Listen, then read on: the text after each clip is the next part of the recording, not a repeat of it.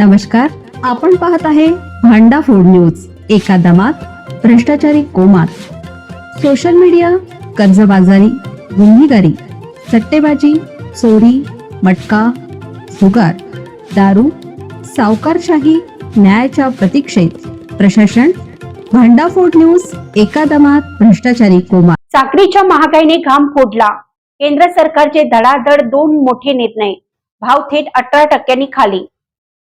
दिल्ली देशात मागील काही दिवसात साखरेच्या दरात चांगलीच वाढ झाली आहे। 2 महिन्यात साखरेच्या दरात जवळपास 40% वाढ झाली आहे। ऐन सणासुदीच्या दिवसात साखरेच्या दरात तुफान वाढ झाल्याने ग्राहकांची चिंता वाढली।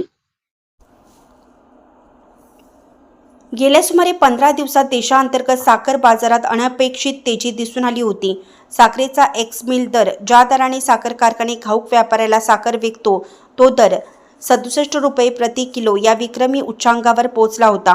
अन्न सचिव संजीव चोप्रा यांनी स्पष्ट केले की साखर कारखानदारांनी मनमानी पद्धतीने दरात केलेली वाढ हे या तेजीचे मुख्य कारण होते।